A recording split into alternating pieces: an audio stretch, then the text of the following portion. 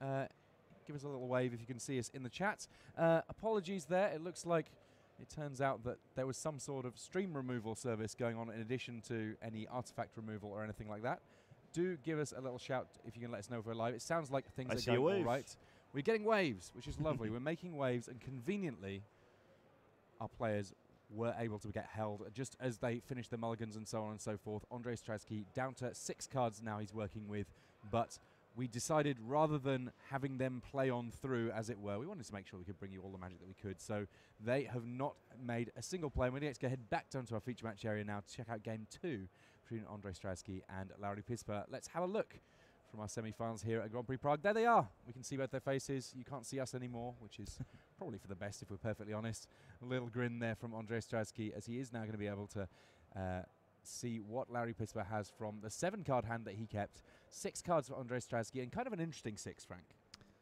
Yeah, well, he does have at least 1 land. That's a start, along with Ether Vial and a Noble Hierarch. So he can do some work. Meanwhile, I had a while during this unfortunate break to figure out how to go about with Lauri Pispa's hand. It is a tough sequencing puzzle. He could have played Animation Module on this turn, along with a Mox and then a Walking Ballista on the next turn, or held off and played the Ruins of Oran Reef, which can tap to put an additional +1/+1 counter on a creature that enters the battlefield that very turn. So yeah, just looking at the opening hand for Lauri, it was a challenging sequencing puzzle in figuring out which cards to play and on which turn, and how to go about with the enters the battlefield tapped lands. Definitely an interesting deck, but also difficult to play optimally. Animation Module now coming down for Pispa. That another way that he has of generating additional value from every creature that he plays that ends up with +1/+1 counters, or indeed each effect that he plays that adds +1/+1 counters. Mox Opal is now active, thanks to the fact that there are 3 artifacts in play. That meaning, is it a hardened scales? No, there's no hardened scales, alas, for Pispa fans. He does have access to the possibility of playing the Walking Ballista on this turn, along with the Mox Opal mana, and then still have Ruins of Oran Reef available to start with it as a 2/2.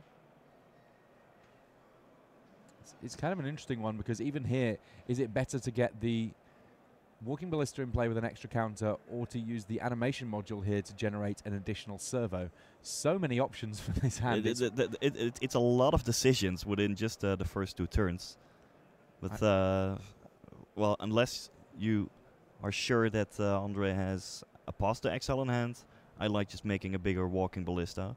Basically, with this hand, Lauri's entire game plan is, well, this Walking Ballista, starting now as a 2/2 on turn 2, and then every turn after this he can just add a counter and effectively hope that that will be enough by itself to take the game.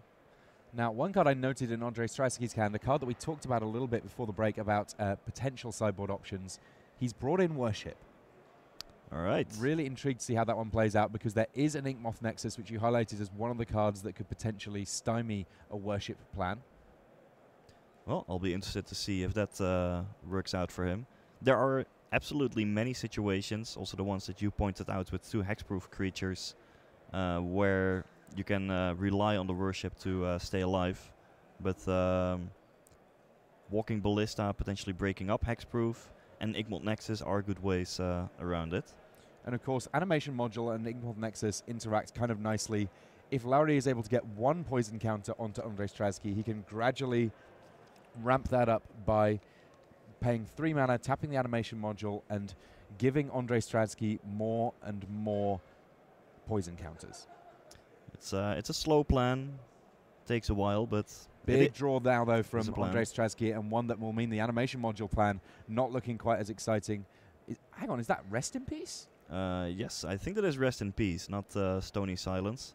It is a decent card to bring in for this matchup, because if Hangoback Walker, Arcbound Ravager, and Arcbound Worker cannot die, right, if they don't even go to the graveyard, then you also do not get their death triggers.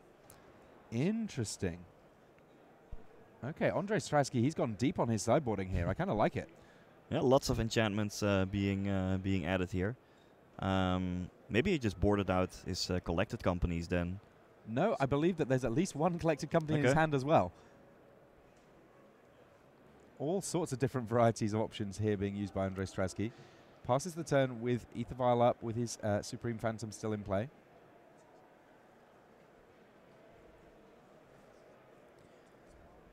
An update for you on our other match. It will be Teo Meri on humans, who is going to be facing up against whoever wins this semi-final on the other side of things. So Stratsky, he only needs to win one game. For Pispa, it's going to have to be 2 on the bounce if he's going to be able to make it through to the finals. But whoever gets there will be fighting against the might of the humans. And being a human, I can tell you, we're pretty good at stuff. the best tribe, for sure. Yeah, it does mean that Claude Schmid on Ironworks combo did not advance, but still a semi-final finish in a field with nearly 2,000 players. Pretty good. So here we have the block on a servo from Supreme Phantom. This tempting Lauri Pispa to use Walking Ballista somewhere in the mix to take down the Big Spirit. But we can see that there is a Phantasmal Image in hand which can potentially copy the Supreme Phantom at the perfect moment here. Hold on, did Lauri have 4 mana to activate the Walking Ballista? I see 3 lands tapped, and the Mox Opal being used to activate the animation module. I believe this is not a legal play, or am I missing a mana source somewhere? Should 3 mana to activate animation module to put a counter on the Walking Ballista would make sense, and then paying 1, but the animation module should be tapped if that's the case. Yes. Should perhaps alert the judges on this. I guess it doesn't really matter if the animation module is tapped or not. Okay. There we go. That was the issue. Then it's all right. It was just a matter of making sure the animation module was actually tapped. Easier to figure out from down there where you can hear the players interacting, but we just about made it up here also. And now the Ruins of Oran Reef is still available to boost that servo token. And ultimately, this game is going to be a matter of, well, will that single Walking Ballista be enough to, well, to win the game by itself mostly. Stratsky here just checking out his sideboard, reminding himself exactly what he took out. I mean, especially if you're thinking about things like, okay, how likely am I to hit and how well can I hit off collected company? I can see the importance of just making sure that you keep track on that sort of thing. I believe judges are checking perhaps the replay of the stream. This is just speculation on my part, or at least investigating the incorrect board state that Lauri represented by not tapping the animation module. We cannot hear the players, we don't know what was said, but the judges are there to ensure the integrity of the tournament. Lauri had already a couple warnings for game rule violations today, I believe.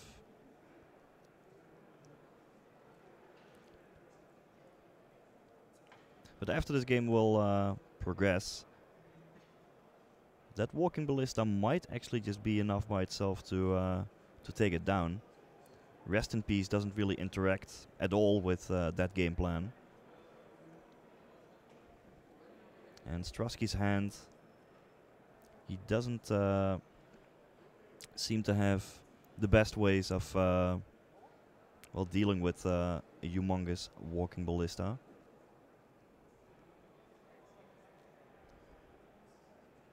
The judge is just making sure on all of this. And Stratsky, you can see he's just keen to get his game on. He wants to play. Already a game up. One more, he can make it to the finals, win that, and he's back in Pro Magic. He said that he was going to be taking a little bit of a break unless he won this tournament, and that's still on the cards. It's still on the table. He could still potentially win this tournament.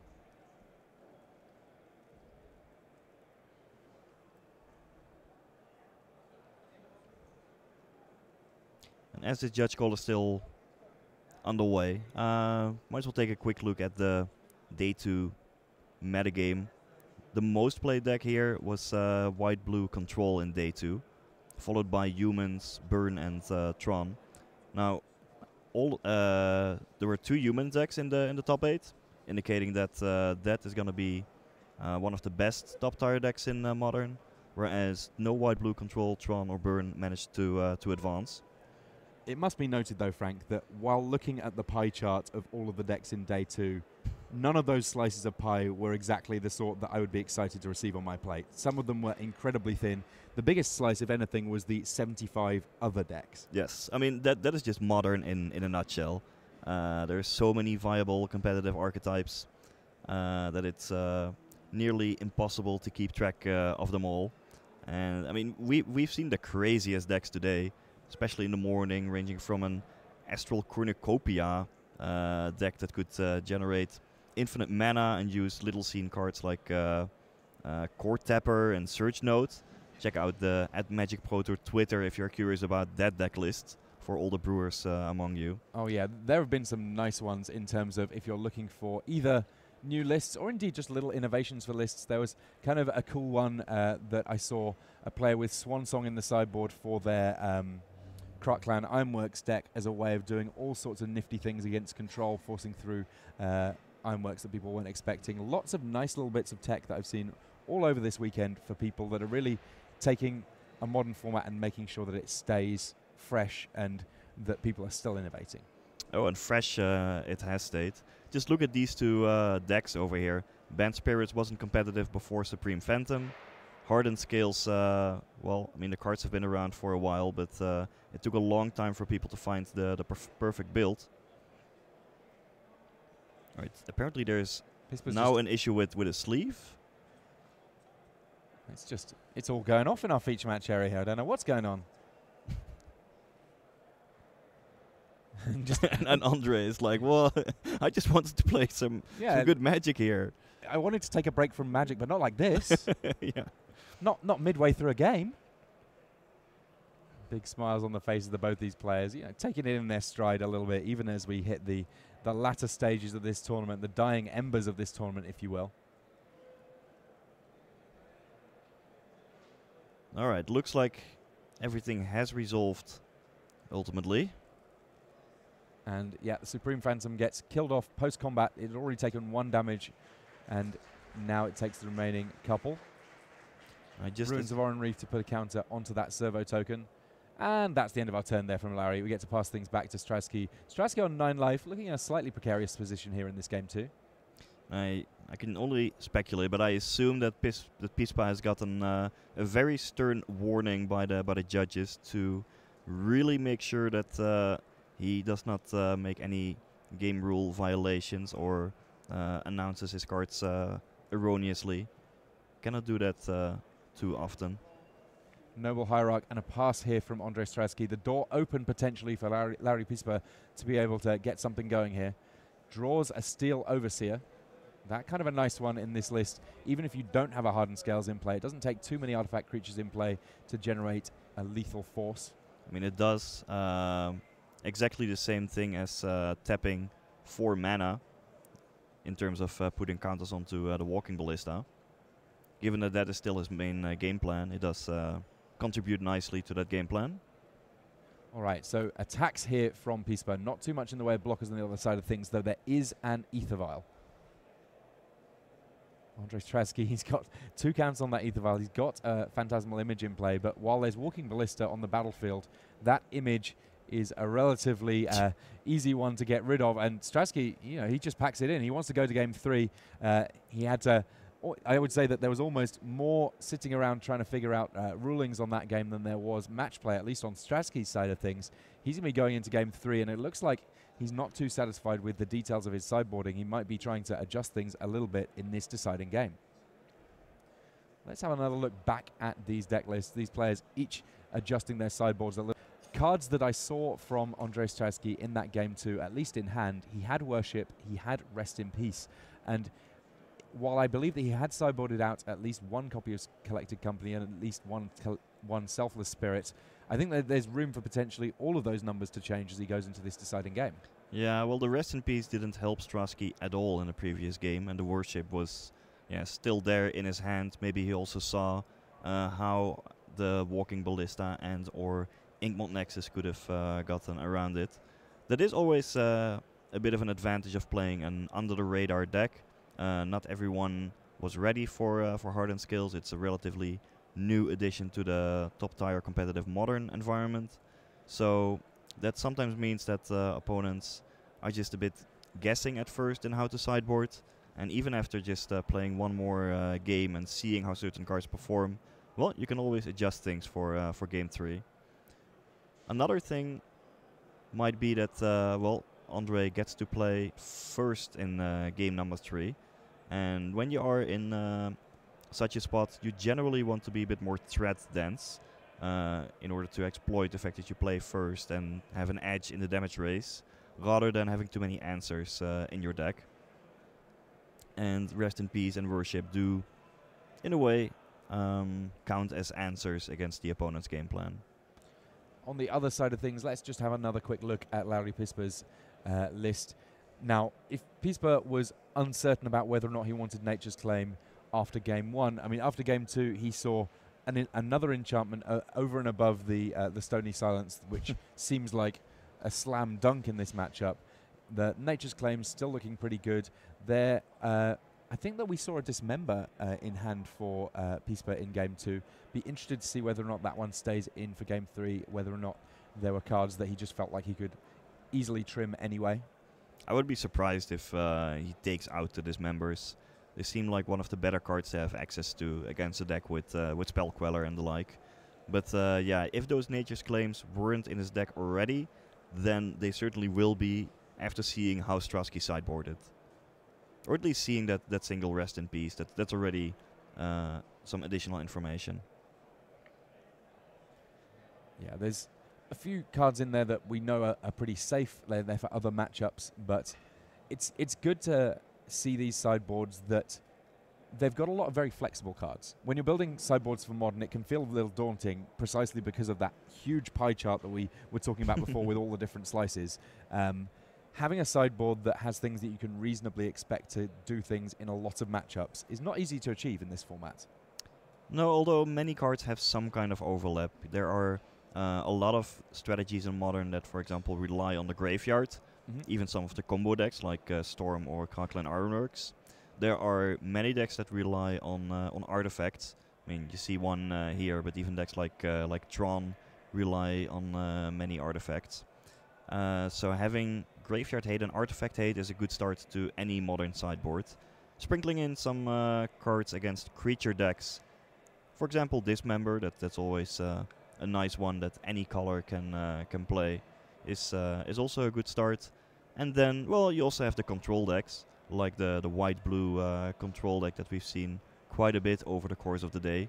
Against those decks, having extra threats that cannot be swept away by cards like Terminus or Supreme Verdict is a good way to go. Karn Sign of Urza in particular, a pretty strong card for that matchup. So even though, yeah, there are like 40 different, or 50, 60, I don't even know how many different viable arcs Every tournament we there find are in one or Modern two. Against a whole group of decks, and that is how you... All right, a little smile on Andre Stratsky's face here as he's matched for a little while. If he loses, it's a bit of a break, but if he wins this match, wins the next one, well, you know what?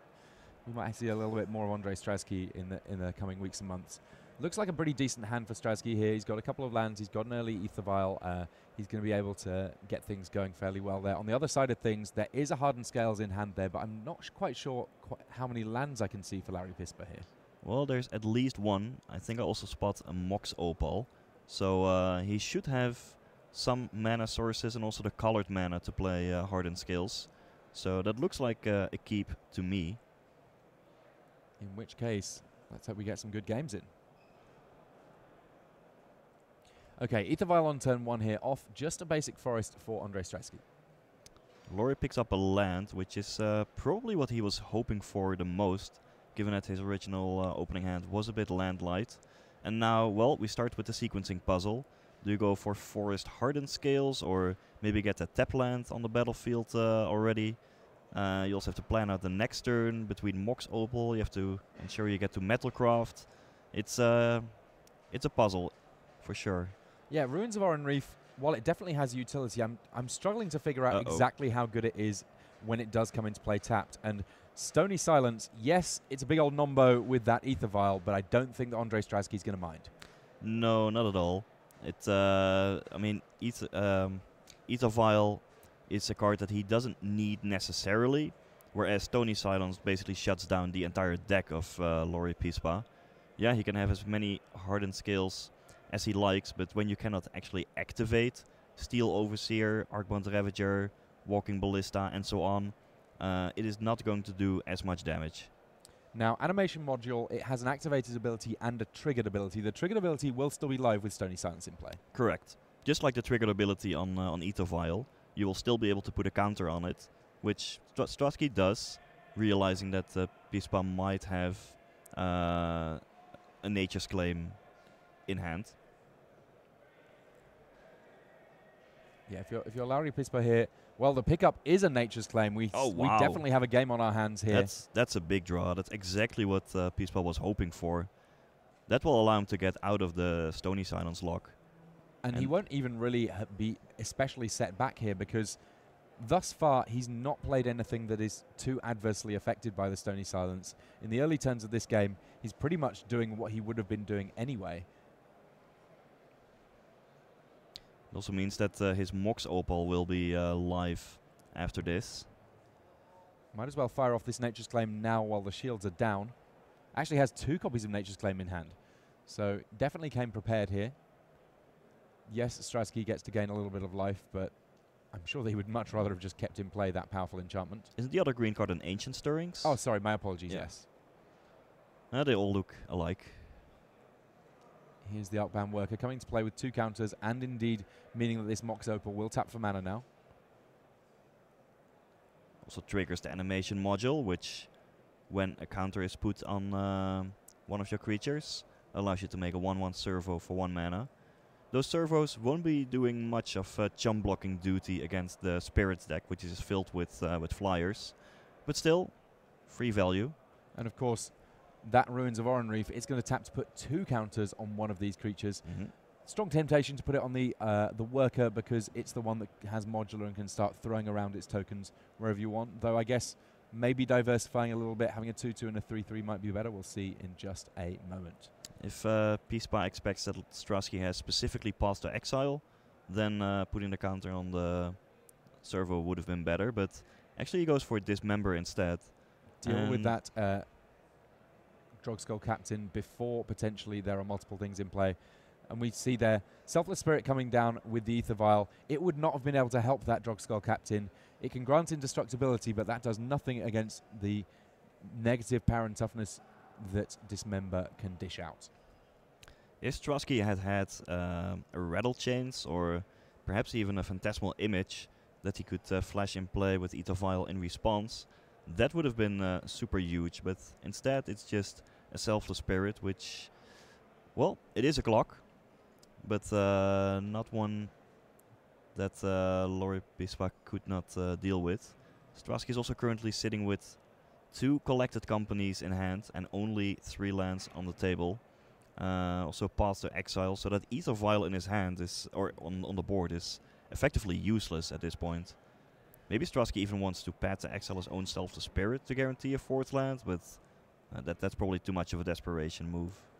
So Walking Ballista, the pickup there on an Ancient Stirrings that showed a fair amount of action. There was also access to Arcbound Ravager there, but the Ballista so powerful against all of the creatures that Andre Stratsky gets into play.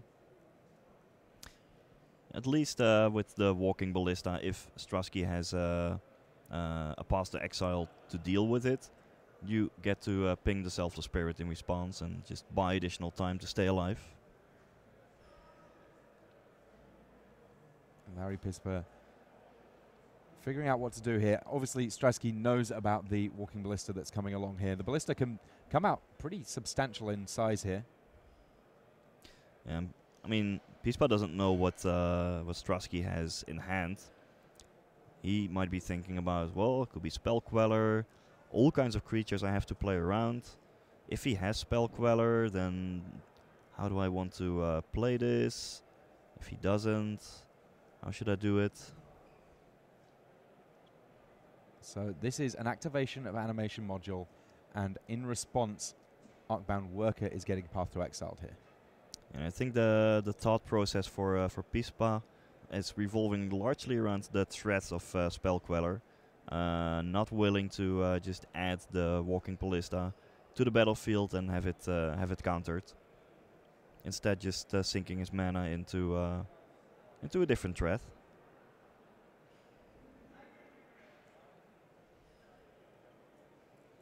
Getting a few extra lands into play. Not completely relevant for the Hardened Scales deck. It does have all of these X costs in it, so in principle it might prove relevant, but Pispa would rather typically have more creatures around. There's the 4th land, so Collected Company is now online. That is a big pickup for Strasky. Probably what he was hoping for.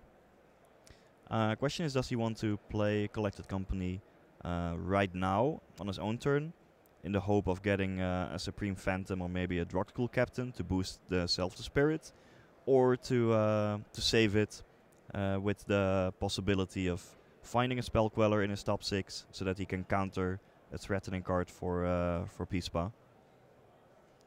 Interestingly, if Pispa finds a land on top, no, he actually already has 6 mana, so he can play Walking Ballista for Axis 3, which would have a casting cost that is too high for a Spell Queller to even exile. Yeah, and that may be why we didn't see him cast it last turn. Yeah, it's another reason not to go for it yet. Makes a lot of sense. And Strasky at this point is trying to maybe thinking about those possibilities as well. Perhaps trying to figure out what Pispa could have at this point. And it's interesting because the line of play that Larry Pispa took last turn wasn't really one where Andrei Strasky was strongly incentivized to use a Spell Queller if he had one. So for Pispa here, he could be playing around Spell Queller, but ultimately, even though it's Collected Company in hand for Andrei Strasky, it kind of works out the same way. Mm-hmm. I mean, it could be possible, like from Andrei's perspective, that Pispa had Arcbound Ravager in hand, but just didn't want to commit it into a Spell Queller. So if he goes for the main phase Collected Company just to improve his clock, yeah, he might really regret it if that was indeed the card in Pispa's hand and there is a Spell Queller in his top 6. I mean, the extent to which he's improving his clock here, even off the best possible Collected Company, is a couple of extra points of damage. True, but, well, it is a bit of a damage race game, so those points might end up mattering. One way or another, it is getting to the point where Andrei has to make up his mind and has to make a decision. And I'm sure that Laurie at this point realizes that, well, Andrei had Collected Company and was thinking about those possibilities. Looks like we are going all in for the damage plan. Now, this is going to be one of the places where the more that Strasky has sideboarded, the worse his Collected Companies get, because chances are he's not brought in very many creatures, and we've already seen various spells that he brought in the last game. So it will be interesting to see exactly what options he gets off this Collected Company. Also, the presence of Ether Vial in his deck makes an average Collected Company a little bit worse compared to other Banned Spirits decks, which may have additional, let's say, Rattle Chains instead of those Ether Vials. Okay, so what's on top? 6 cards to look at, up to 2 creatures getting put in play. And it looks like we already have 2 hits in Spell Queller and Supreme Phantom, exactly 2, so that makes the decision comparatively easy. He gets an extra point of damage through here, doing it now. And that Spell Queller that came into play, yes, in principle it might have been able to stop something, but as you so carefully noted there, Frank, if it was a gigantic Walking Ballista, it might have been too big to be stopped by Spell Queller anyway. Yeah, at this point I think Andrei is like, well, if I had known that there was Spell Queller on top, I probably would have just passed the turn. But after he sees that the likely humongous Walking Ballista comes down, well, it's all going to be fine. Actually, Laurie picked up Arcbound Ravager. Let's see, is he perhaps even able to set up a kill on this turn? Well, I think that he still, because of that Ether Vial on 3, has to respect the potential for a Spell Queller, and so he does go for a very large Walking Ballista. Now, this Walking Ballista is big enough to take down some of what Andrei Stratsky has on this battlefield in principle. And the fact that it does it 1 point at a time means that even this Selfless Spirit gets a little bit fiddly if you want to stop that plan. Mm-hmm. But I think he can only kill... let's see. Well, he can potentially deal 3 damage to the Supreme Phantom and then an additional damage to the Spell Queller. I think Pispa should have just activated the Walking Ballista in his own turn, because now he only gave Andre the opportunity to untap, and now Andre has another Collected Company mana up. So And he's got a Drogskull Captain that he drew that he can put into play off that Ether Vial. So this could be kind of messy here. But not sure if Stratsky wants to be the first one to act then. See, currently he's attacking for 7 damage. On the one hand, you want to get that Drogskull Captain onto the battlefield as quickly as possible to improve your clock. On the other hand, yeah, sometimes you just want to keep it so you can respond to a Walking Ballista activation. But, well, Stratsky is making the first move. Ether Vial on the stack. Now, the way this works is you just put the ability on the stack. I'm going to put some creature onto the battlefield with Convert to Mana Cost 3 if I have it. You don't have to reveal the card from your hand or show your opponent what you're going to put onto the battlefield. But if Pispa wants to respond, he has to do it before seeing the Drogskull Captain. Once the Drogskull Captain's in play, it's just in play. Yes, it's already on the battlefield. All right, Drogskull Captain in play. Suddenly, all the creatures apart from Drogskull Captain have hexproof.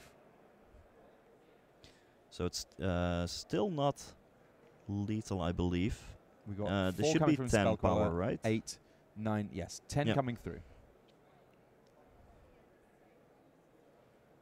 So now again, while Andre has priority, he could cast Collected Company. And that would be a similar sort of deal, right? That he casts the company, you can respond to the company, but when once it's putting creatures into play, those creatures will just be in play. If Pispa lets this resolve and Stratsky finds another Drogskull Captain, a Supreme Phantom, or even a Phantasmal Image, it might just be over. Yeah, Pispa here, he put himself in a spot of bother by not using this Walking Ballista sooner. Things would have potentially worked out better if he had activated in his own turn. I guess ultimately not when you kill the new Drogskull Captain. So what's... There's a Supreme Phantom and a Selfless Spirit. So it's still going to be attack for nearly lethal. Yeah, for 10. Well, there's a big difference between 0 and 1 life. But, well, now Pispa is in a tough spot. He either has to win on this turn, which is very well possible between Arcbound Ravager and Walking Ballista, or just ping down, mow down the entire opposing board. I mean, between Hardened Scales, Animation Module, Arcbound Ravager, there could be the possibility also those Inkmoth Nexuses could transform into extra counters. But and they could also give some blockers. So one option that Pispa could go for is play the Ravager, pass the turn, make 2 Inkmoth Nexuses that will just act as jump blockers, and then before damage, sacrifice those and a whole bunch of other artifacts to Arcbound Ravager, then sacrifice Ravager to itself, put the counters on Walking Ballista, and shoot down the creatures that were not blocked by the Inkmoth Nexuses.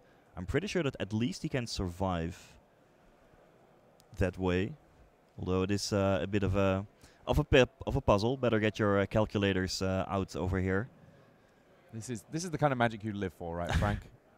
I do. I do love seeing this. But let's actually check whether Laurie could even deal 19 damage on this turn. So if he goes... Okay, so a counter was put on Arcbound Ravager that triggers the animation module. He could sacrifice Servo Mox Opal to the Ravager, generating servos along the way.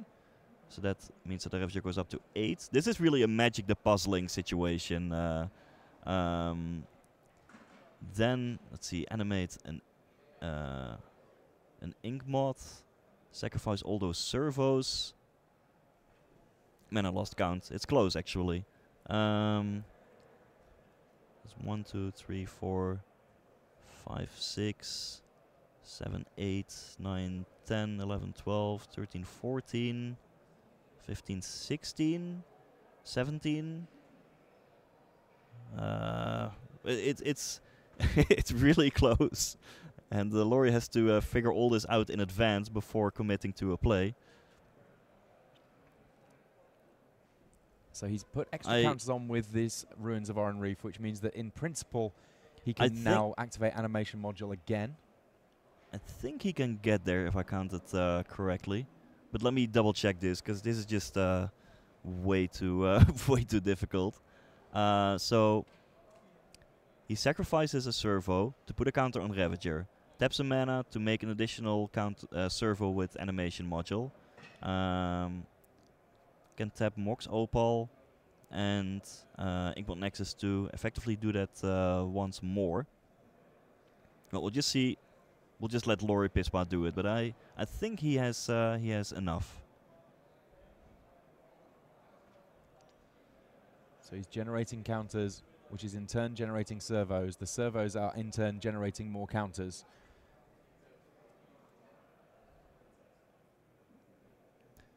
Then sacrifice the servo to the Ravager, generating an additional servo. Ravager up to 8.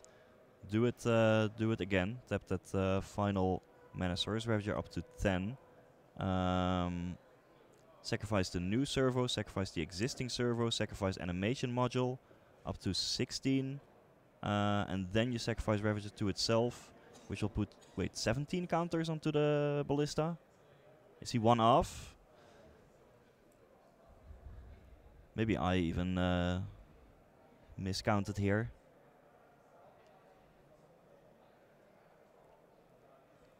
Trotsky can't really do anything apart from just wait and see if this is indeed going to be enough.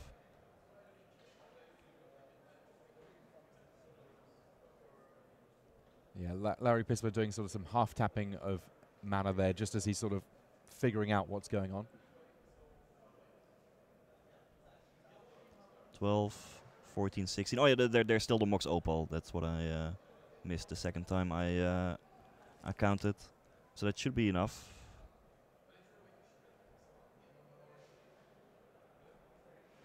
Yep, with the Mox Opal you go up to 18 and then you put 19 counters onto the Walking Ballista. So that is exactly 20 damage. He did it. Wow. That is impressive. And there's the handshake. It will be Larry Pispa on hardened scales making it into the final.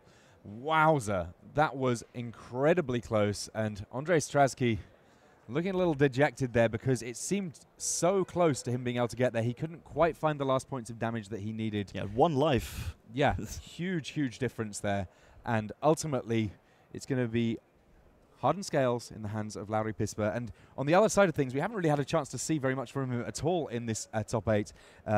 Theo Meri on humans, he defeated the humans mirror in the quarterfinals. He then found himself up against Ironworks Combo. Now, I believe that that's kind of a good matchup for the humans. They have so many different disruptive elements. He was able to get the victory there. So it will be humans versus machines in the final. Do not go anywhere. It's going to be Riley and Simon in the finals after these messages.